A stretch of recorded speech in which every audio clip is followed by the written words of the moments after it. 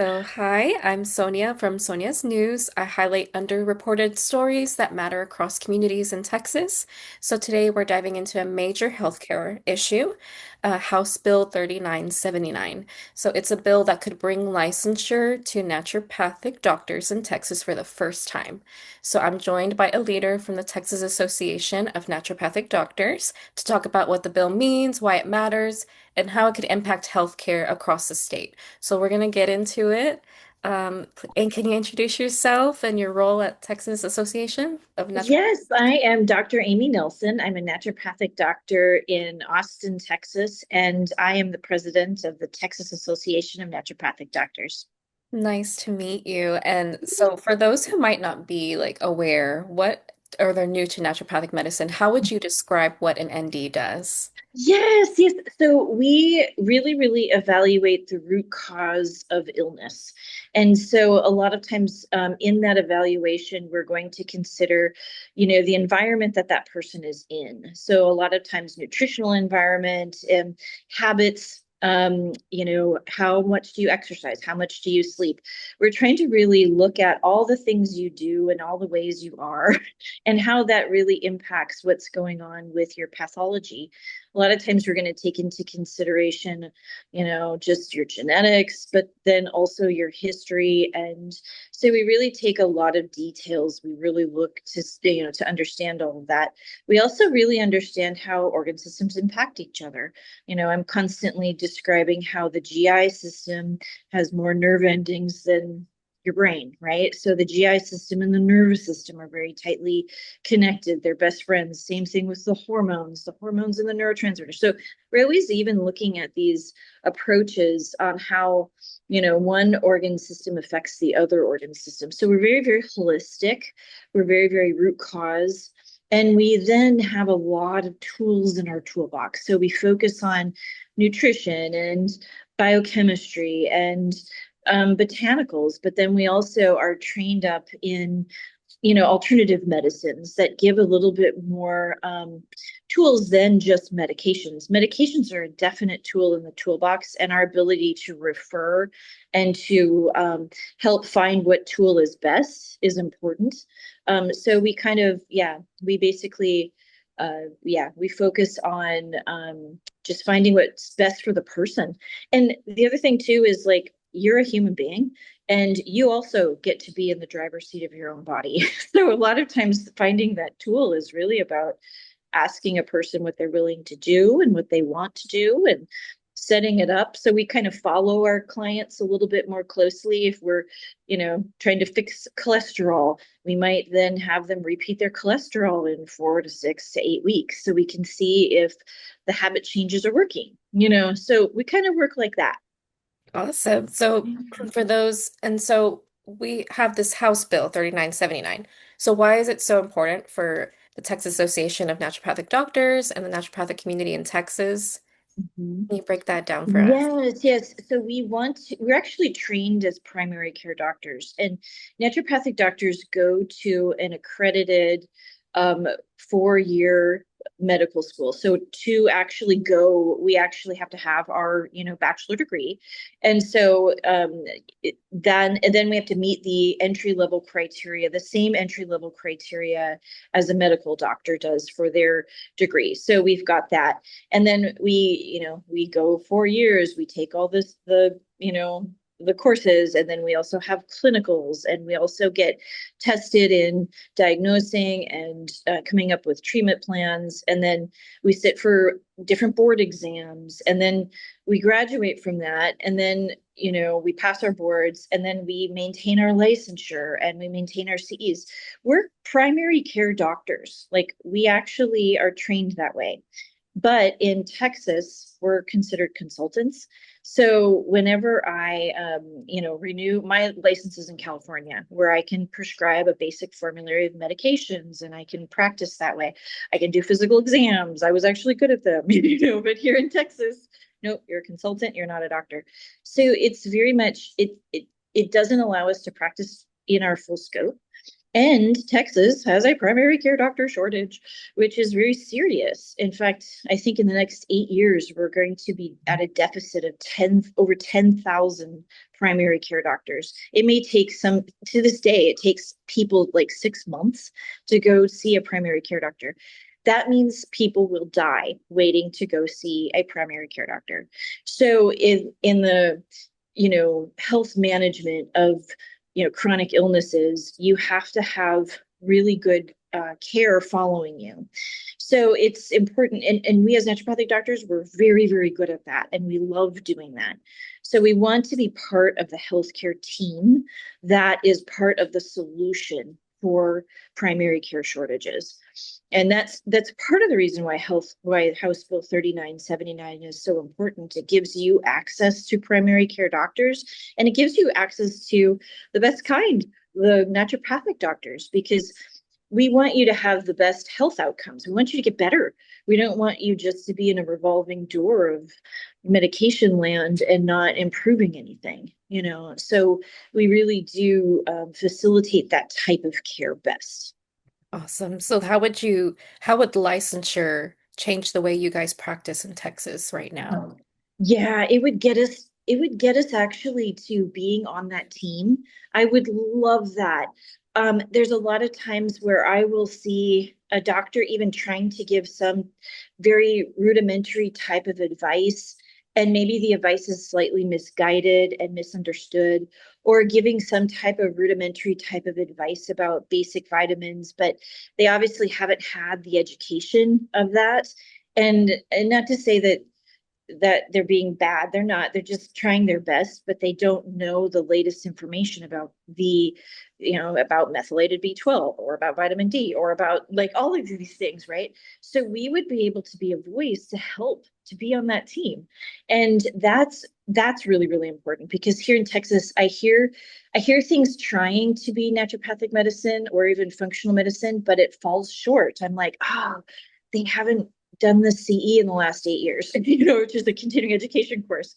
Because even since I graduated, the whole world of methylfolate developed. And so if you don't have colleagues that have that, like acumen or level of information, then you don't have it either. So you can see that there's the lack of communication in that department because, there's some just antiquated advice that I see people getting into. And I just feel so bad because I'm like, I would love to have been on that team to help that, communicate that level of information. The other is just accessibility, getting more NDs here. A lot of NDs don't come to Texas because it's not licensed. And so we want there to be like, ability for NDs to come here and feel comfortable practicing. We always have to, like, we can't diagnose and we can't treat in Texas. And that's important. That's okay.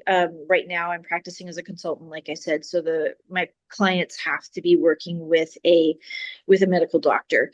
But a lot of times I feel like one little misstep could, you know, get us in some sort of vulnerability. And I want to take that away. Like right now, we really have to put an asterisk behind our names. And I respect the rules here in Texas. I really do. And I play by the rules. But it's unfair when you are actually trained to be something and you've upheld all of that education and you have passed all those hard tests and you took out those student loans to be able to treat and diagnose, but then you come to a place that says you can't do that. It's very unfair, and it limits the access for healthcare in a state that's starving for primary care. It's so infuriating. Yes. And I think a lot of people don't realize too that there are other states already, like you mentioned, that there is licensure. So this is already happening in a lot of states in the US. Might as well add Texas onto it as well. Absolutely, absolutely. So what has been the response so far from like the public, lawmakers, other healthcare professionals? Oh my gosh. So we have now four joint representatives, four joint authors. So you can only have four joint authors. You have your primary author, and then you can have up to four or I don't say co-authors, joint authors to kind of join the bill. And then you can have as many co-authors as you want. So as of last week, we have four joint authors, and then we've got I think one co-author. I think I should ask if there might be a couple more that are joining. It's been unreal. Like I never it until this year, we really had to work hard to get attention, to get some sort of support. But this year, I think just because of the way healthcare is trying to open up, we see that there's a lot more support for this. So we are very, very excited about that. The public too has been just outstanding. I never imagined that people would, like donate to our cause. It's just fun to see, our kind of like fundraising efforts increase, and then also all these letters coming in to these the public health committee. We put out little campaigns to say, hey, could we please have some support? We want the public to be able to say this is our priority, because sometimes like even right now we've got some trouble where we're just sitting waiting for our hearing, but the public has been able to kind of write letters and emails and calls of support, saying this is our priority, so please get this on. And it's just amazing to see how that has actually, transpired. So it is, yeah, been way more than I could ever expect. So it's very That's, exciting. yeah, that sounds very promising. So, Yeah. are there any misconceptions about the bill so far that you've come across? It's disconcerting when somebody thinks that they're a doctor and they're doing, treating and diagnosing, and they don't have the training, and somebody believes them and they give misguided information. That's the hard part. That's the part I think that everybody is really, and rightfully so. I mean, you have to be able to prove that you are a trustworthy person who is not going to be dangerous. And I feel like, us as naturopathic doctors, we go through so much training to assure that. And then sometimes when somebody just gets an internet degree and claims they are the same thing that we are, it's such a misconception. And like I'm saying, I think there's a lot of good health coaching out there. But it's important to kind of know when to refer and how to get that person the help that they need. And that's the most important thing that you kind of learn as a physician, as a doctor, is that, okay, this is where this person is. Do they need to go right now to urgent care? Do they need to go to the ER? Do they need to go to their, cardiologist right away? So sometimes you are figuring out where that person needs to land pretty quickly, and you're helping them triage that decision. And if you're just like, oh, here's a homeopathic and some herbs, yeah, you really need to know, you need to understand that piece. And I think that clinical training that we get is so important in that aspect. And for, kind of the lay naturopaths, they don't have that clinical training. And that's why, they shouldn't be put in a position where they have to make that choice for somebody. So that's the difficulty right now, I think. Yes, I can totally see that. And Mhm. so it almost sounds like, and you can tell me if this is off base, but it almost sounds like the goal is to kind of have that integrative medicine approach where ND Yes. be kind of working together for this patient. Absolutely. Yeah. The Okay. team approach to healthcare is the only way healthcare can go forward. It takes everyone. And it takes all the information. I mean, like, for example, I love working with, say, if I have a GI situation, like I did my associateship in Santa Monica at the IBS treatment center. And so I was there for, I don't know, a little over a year. And it was amazing because if we had gotten a referral from a GI doctor with a SIBO case that wasn't going well, then of course we could do the microbiology testing and the, immunology testing to see where we could help the situation. So that gives us a major like solution for this person. So and contrary, like if I, had somebody at the IBS treatment center and things weren't working right and things weren't going right, oh, absolutely, I have a GI referral for you. So it means it widens the referral base so people can find answers. Because a lot of times what happens to people is they go to the doctor, everything is fine, and here's my air quotes. You're fine. Just here's the line in the sand. And you haven't graduated into pathology where I can do a surgery or medication, but you're sick. You're really sick. You're not feeling great at all.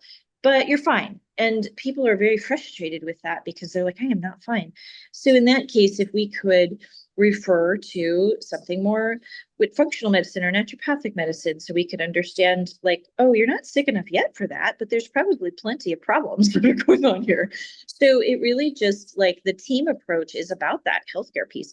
We cannot have um, safe healthcare when there's an ego-based situation where it's like, this is the truth, this is the only truth. And like, I've had situations where I've helped somebody with their thyroid and we got the thyroid working well, and we're taking vitamins like, selenium and iodine and tyrosine, and those are just the basic groceries. In naturopathic medicine, we learned that iodine is the rate limiting step for the production of your thyroid hormones. Well, patient goes to, or my client goes to then the endocrinologist, where they're told, I believe in medications over vitamins. And Oh, then I sit there and go, I believe in biochemistry, anatomy, physiology. Like, so we're not talking about the same thing anymore. We're talking about, somebody having alliances and blinders on with a limited toolbox, and then having an ego that doesn't allow them to open and see and learn. And I love being on a team with people who have new ideas and understanding, because then you're actually talking about an organ system, you're talking about somebody in all their aspects. So we need all of that type of approach to kind of work together and help people. Like, you know, it's, I always tell people the smartest doctor in the room is the one who says, I don't know, because they're going to go learn something. yeah. And the scariest doctor in the room is the one who has the gigantic ego that says, that's not what we see in practice. That's not true. But they're so confident, but they're so wrong, Yeah. right? You could be super duper confident and completely wrong. Yeah. And that's hard because you, as the person who's in that space, you don't know what, you don't know what that's supposed to be. You just know, okay, this person's super confident, so I'm going to go with them. You have no idea. I always kind of think about, well, if I have to go fix the lawnmower, I have no idea what part to buy for the lawnmower. So if I go to the part store and the guy's like, this is the one you need, and he's super confident, and I get home and it's the wrong part, I'm just not going Yeah. to know. I don't know anything about lawnmowers. So it is to have a team approach, then helps the information get cultivated in the right way so that you can make the choice for your body, and you could be assured that you're healing. And that's the idea, is to truly achieve healing with people. Yes, and that's definitely the end goal for sure once this bill hopefully gets passed. So, where are we currently in the process with Yes. House Bill Yeah. 3059? Yeah, very good question. We are sitting in the committee waiting for a committee hearing. So the bill was assigned to the Public Health Committee. Chairman Van Dever, he sets the agenda for the Public Health Committee. We met with Van Dever a few weeks ago, and he told us he didn't have an appetite for scope bills. And he means us, but then also there's other bills. I think the nurse practitioners were trying to expand their scope. And it's because the TMA opposes these and will fight them really hard. And you think of the Public Health Committee only meets on Mondays, right? And they only have so many Mondays. Like, we have a very short session, right? So I think it's 140 days every 2 years is our legislative session. Wow. So time is short. And so that the time problem is what kills bills. So right now we are trying to get on the agenda. Okay. And so that's where we're having people really call the Van Devers office, and then also all the members of the Public Health Committee. So it is important that they know that this is our priority. And because if we say this is our priority, then it gets put on the agenda.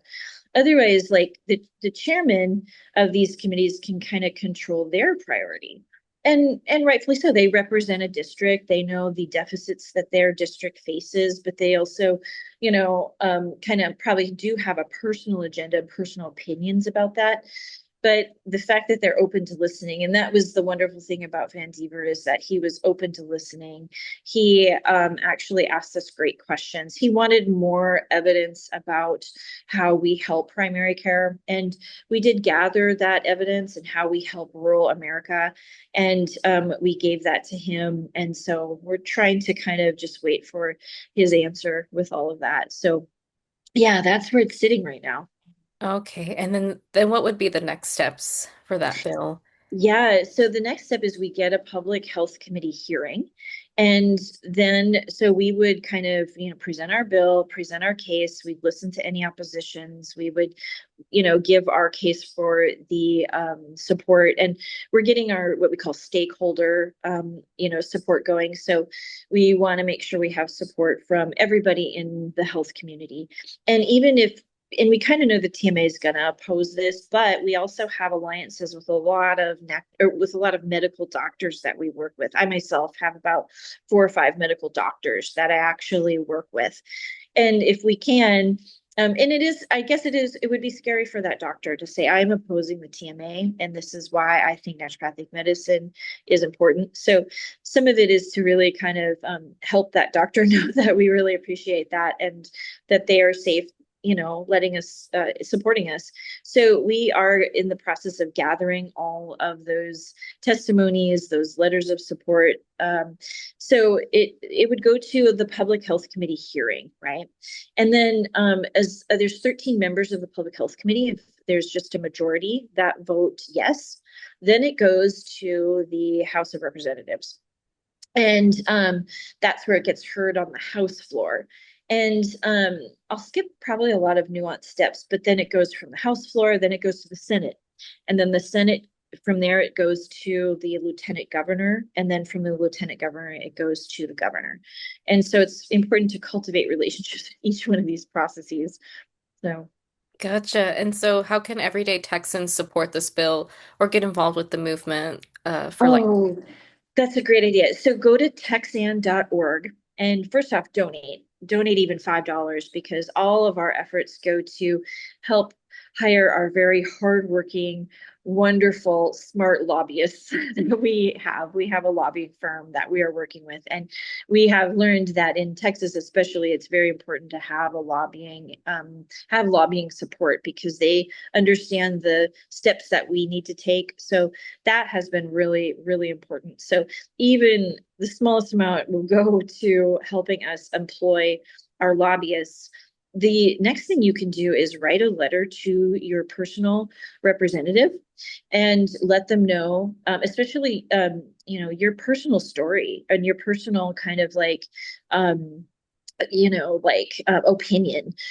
Form letters are fine, but you really want your own kind of like take on it because they know that you're not like just cutting and pasting or something like that. So tell them your personal story. It's okay. Make typos. That's how we know that something's not AI. No, I tell myself anyway. Then, so it could be that your representative isn't on the public health committee, and then so with that, I mean, that's fine still. Contact your representatives so that they can understand. They work in the same building. So the thing is, though, contact the representatives who are on the public health committee. And I think you can go to texas.gov and just, search on that website, public health committee. There's 13 public health committee members. You can email each one of them. You can call each one of them. And then Chairman Van Dever, for sure. Like he said, he sets the agenda for the public health committee. You can call his office every day. No, I'm kidding. But you good. could. I mean, that's the thing. It's like our representatives work for us. And we understand that they have a personal priority based upon, how they're working. But you as the public can call and give your opinion, and where I practice, the representative is on the public health committee, and all of my clients, myself included, have been diligent about contacting that office. And if we don't hear back, that's going to affect the next election now, isn't it? Because if I know that hundreds and hundreds of letters and emails went to your office and you did nothing, now I don't know if you're the representative for me anymore, you know? And so that's how I look at it. And I think it's very, very important for people to reach out and let their representatives know, because there's a lot of power in numbers. And we are the ones being affected by this. We are the public, and we are being affected by these decisions. And so I think that's important, is just to contact your representative, and then also spread the word. Like, social media, the beauty of it is like wildfire sometimes. And so you can, give a lot of attention to this matter. You can, just be very supportive and vocal about, this cause. So donating, contacting your representative, and then just spreading the word. Yeah. Okay. And why do you believe it's taken so long for licensure to be addressed in Texas compared to the other states?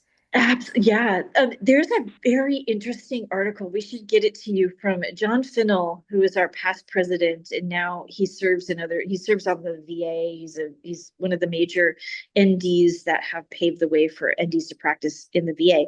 He has a beautiful historical document that is set up for NDs used to be licensed in Texas, and the history of kind of when the medical associations started to draw lines in the sand, saying, like, this is a medical doctor, they have jurisdiction, they have these, rights and stuff.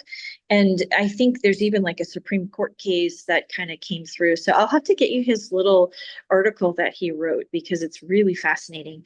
But I think historically, like, why we haven't been licensed before is because the Texas Medical Association blocks anybody's attempt to increase their capacity to practice primary care.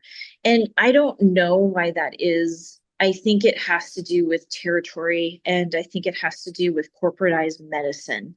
And so we're kind of like the little guy. We're the independent um, consultant right now in Texas, but we would be like the independent small town doctor, right? So we don't work for a big corporate medicine structure, right? And I know that business models on these things are important to the money making beast that has been created, but in our hearts, we're not part of that. We want to serve communities, and we want to improve healthcare outcomes. So I think in Texas, there's just a big stronghold that the Texas Medical Association kind of has on things. And they're very intimidating. They're very, you know, uh, they're very vocal about kind of not supporting key healthcare care bills. It's an interesting exercise to maybe go look at all the healthcare bills that they've actually opposed. Some of them are for like basic access to mental health care. And why would they oppose it? Well, because probably are serving a corporatized medicine model. And I know that not even all medical doctors agree with all of the opposition that the TMA has. So I do think that perhaps the TMA, I don't know what goes on in their world, but it probably has to shift a little bit to really solving problems for primary care, instead of having that ego driven kind of line in the sand where we own the information and everybody else has no right to help solve this problem. Like, that doesn't solve any problem at all. That actually creates a lot more. Thank you so much to the Texas Association of Naturopathic Doctors and their president for sharing her insight and the work that they're doing to move House Bill 3979 forward. If you'd like to learn more, support the cause, or track the progress of this legislation, be sure to check out their website. And as always, stay informed, stay engaged, and keep watching Sonia's News for more stories that affect you and your community.